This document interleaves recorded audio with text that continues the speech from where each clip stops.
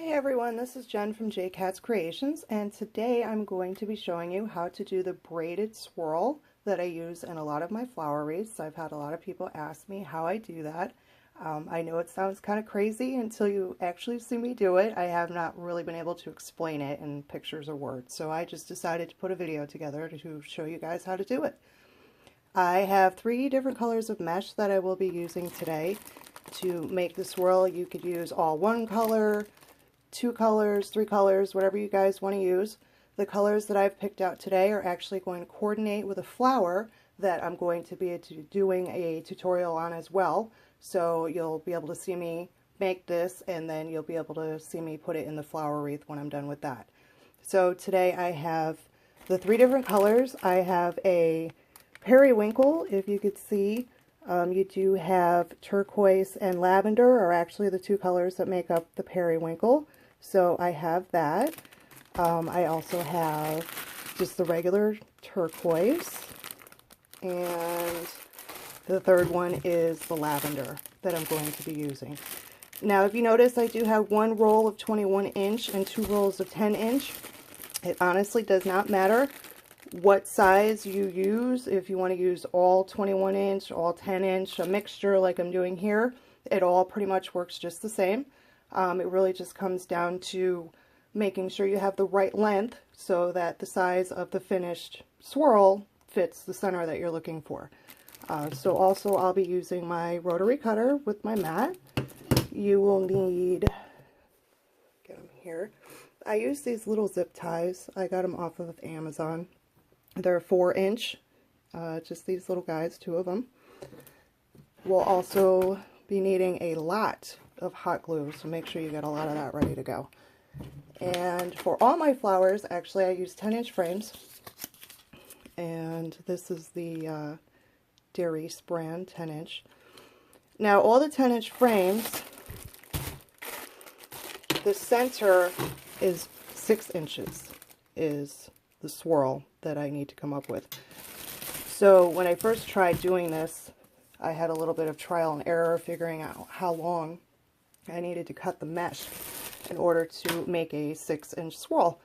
I came up with the magic number of 56 inches. So each piece needs to be cut 56 inches long. Now if you're working with a smaller or larger frame and you have a smaller or larger center that you need to fill, I've come up with a little bit of a mathematical equation that it seems for every 9 inches of the mesh that you cut will equal 1 inch in the swirl. I usually leave a little bit extra just to make sure, because obviously 6 inches times the 9 is 54, but I cut 56. So if you're using a little bit bigger of a frame and you need your swirl to be a little bit bigger, like I said, the 9 inches, but I may leave a few extra inches off of each one just to make sure, because I actually went through a few times where it was just slightly too small or slightly too big, so it did get a little bit frustrating. So I did come up with that, and it seems to be working pretty good. Like I said, I always use 10 inch frames, so I know that I always have to cut 56 inches every single time. Like I said, if you want to try it bigger or smaller, just add an extra or deduct an extra 9 inches off of your cut. So at this point, I'm going to cut each one of these 56 inches long, and then we'll come back and start the braid. Okay, so I have all the mesh cut to 56 inches long. So at this point, I'm going to show you how I just gather it all up, and that's when I'll use one of my zip ties to secure it. And I just start at one end, and I just kind of scrunch it all together.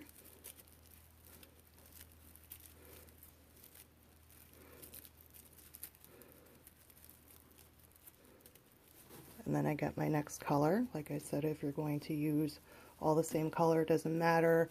I'm trying to alternate these so that when I do the braid, it won't look too heavy, because the lavender and the periwinkle are so similar. So I want to try and get that to where it looks a little more alternated when I actually do the braiding part.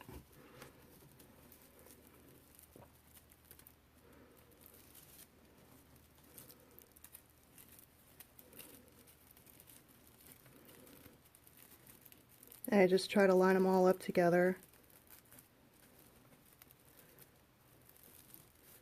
so that they all kind of have an equal facing, and I always try to keep the good side out, I guess we'll say. Although when you are braiding, it doesn't make that much of a difference, because once you glue it, you're actually seeing the side of everything. It's not head on. So then you're going to get your little zip tie. I do recommend a zip tie. Even if you have to use a bigger one, that's fine. And honestly, the only color I have right now is brown. So I'll either have to wrap over that with a pipe cleaner, or I've actually taken a little piece of the mesh and glued it over the zip tie if it's a color that doesn't match what I'm doing. But unfortunately, these brown ones are all I have right now. And you can get it really nice and tight. I've tried it with just the pipe cleaner, but I can't get it tight enough to where it holds it all together the way I'd like to when I'm actually braiding it. So that's all. You just zip tie the 3 of them together.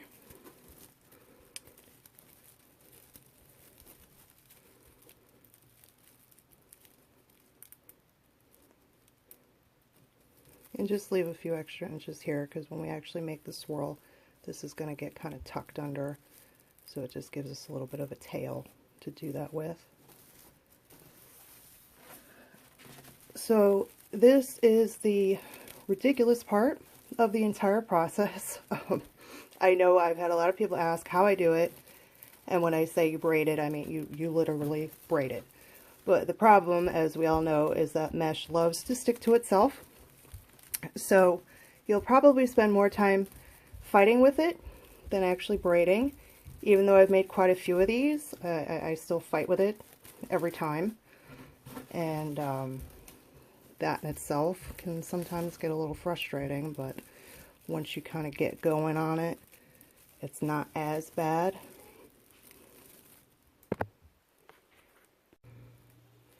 Okay, sorry, I had to cut out like that. I heard my son coming down the stairs, and he would completely take over this video if I let him, so I had to see what was going on. So I came back now, and like I said, you're probably just going to spend more time fighting with it than actually braiding. It gets a little bit easier as you go further down, and I keep pulling it like that while I'm doing it, try to keep it nice and tight. I try to make it as even as possible. You're going to end up with, you know, certain parts are going to be a little bit lumpier looking than others, but it doesn't really matter once you actually get to the point of gluing it into the swirl. Like I said, you're really just seeing the side view of it. It's not even the head on. So I just keep doing this, fighting with it and braiding until I get to the end. So I'm going to finish off the braid, and when I come back, we'll learn how to glue it into the swirl. Okay, so I'm coming to the end of the braid, and I just wanted to show you guys how I finish it off. You will always have one color that starts running out before the other ones do, and that's pretty much your stopping point. So since I only have a little bit more to do, and like I said, you know, I pull on it to try to keep it nice and tight, but you know, it will look a little lumpy bumpy, especially if you are mixing the different widths of the mesh. You know, like if you use all 21-inch mesh, it doesn't show as much, or all 10-inch. It's just when you kind of mix the two sizes. But like I said, at the end, it's okay. It doesn't make any sort of a difference.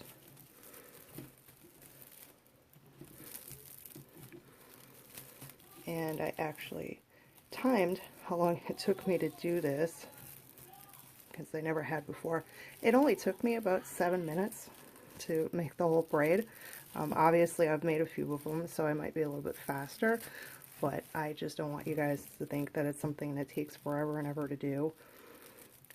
So now that I've got this one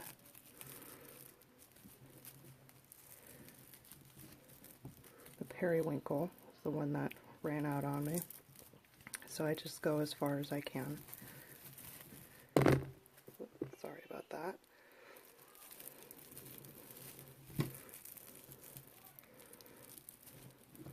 And I just go up a little bit and make sure I catch it all in there with the zip tie.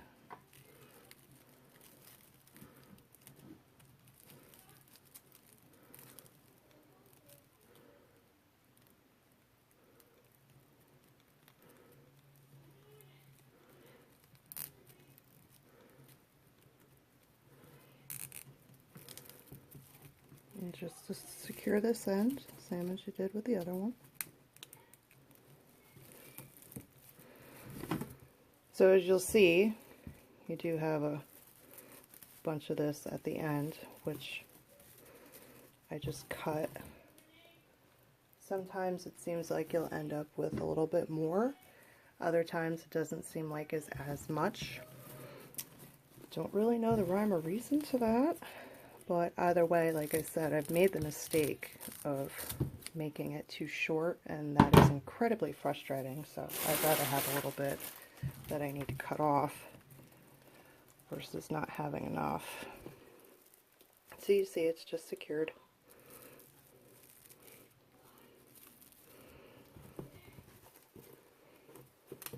And this is the whole braid. I've got a lot of little frayed bits here. I'll just chop them off, clean it up a little bit.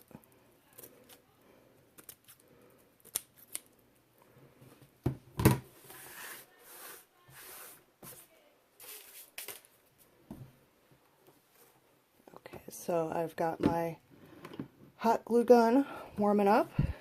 So at this point, I can show you guys how we actually make the swirl part. I always use the end that I started with because it's usually a little bit of a shorter end, is the one that I use to tuck into the center. And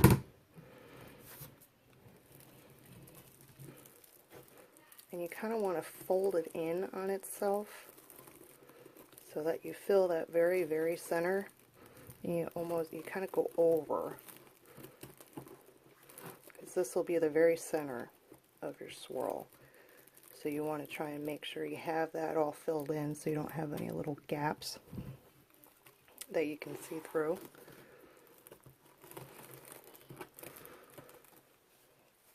And here I am just swirling it around. What can get a little tough is you kind of really need to hold it as tight as you possibly can.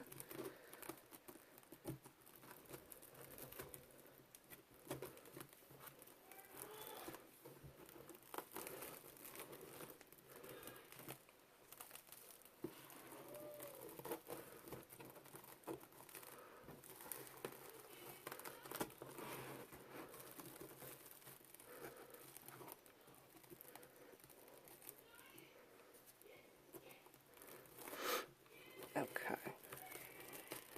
And actually, what I'll do sometimes, if for some reason I have to, go do something, and I don't really want to lose this, because it'll kind of hold its shape a little bit more once it's being held. Not too much, but a little bit more.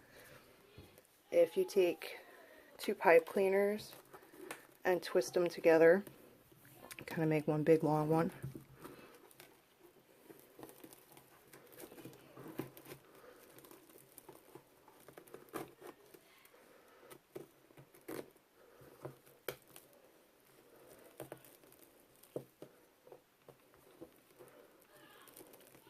Then twist this pretty tight. Just secure it up a little bit. Then this is actually really helpful, if you have problems with your hands, or say they're just tired, whatever it is, it's actually pretty helpful at the point when I glue it, because it's a little bit of a helping hand. Because even sometimes, especially I normally do this after I make a flower, my hands are kind of tired, so it is helpful.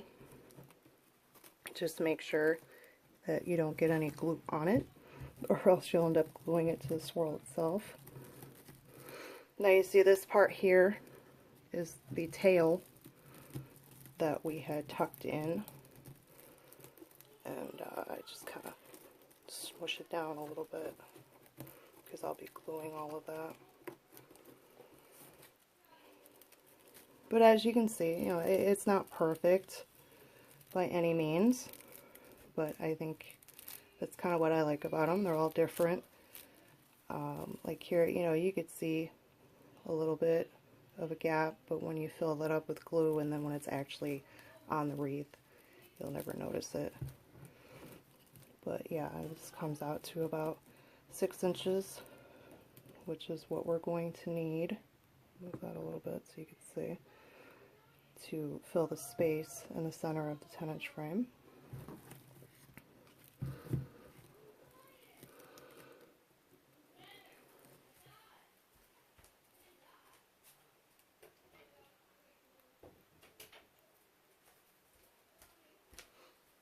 Okay, I had to close the door a little bit more. My son is having a good old time playing his game, and he is out there just screaming. And I have no idea if you're actually going to be able to hear this or not until I play it back. So I apologize if you hear random screaming in the background of the video.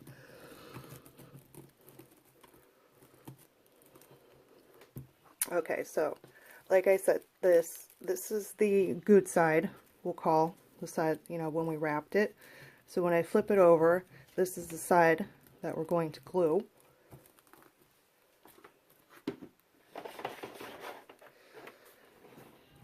And all I do is I just get in between where all the rows go together, because when the hot glue hits it, it's pretty much just going to melt the mesh together, which, as we know, sometimes isn't a good thing, but in this case it actually is, because it helps give it a nice good seal together.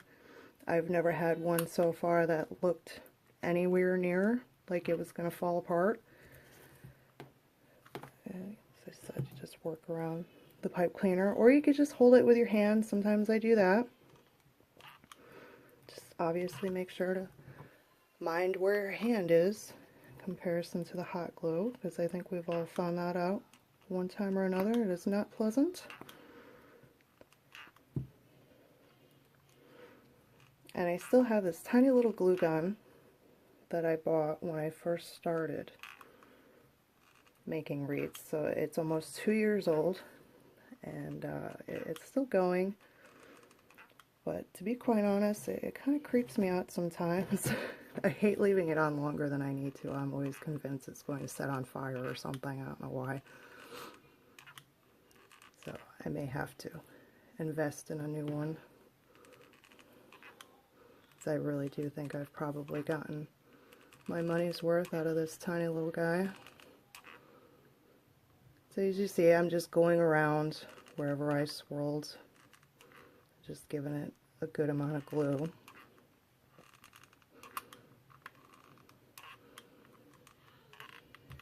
So I'm going to finish this off, and then when we'll come back, I'll show you what it looks like when it's all done. Pipe cleaners that you'll see on this ring, so it's really good for that too. But you'll see me in that video attach this one to the center of that wreath, so you can see how that happens. In case you're not really interested in seeing that, I basically just take floral wire, put it on 4 sides, and then I just wire it through to the back, and that's how I attach it. It's secure enough, it's not going anywhere. It works like a charm. And also, yeah, the zip tie that I had, I just took a piece of mesh, glued it over it, so you don't even notice that it's there. So at this point, this is how you make the braided swirl center. I appreciate that you guys took a few minutes to watch me do this. Let me know what you think of it. Give the video a like if you like what I'm doing. I'm on Facebook and Pinterest under JKatsKreations. I am on Instagram as JKatsKreations Wreaths, and obviously here on YouTube under JKatsKreations. And you know, if you guys want me to do some more videos, you know, just let me know what you want to see. You know, I mean, if it's something that I know enough about to do a video, I'll definitely do it. I have no problem doing them. I just don't really know what you guys want to see, so you know, let me know. Like I said, leave me comments, let me know what you think, give me some ideas, and we'll see you next time. Thank you very much for watching.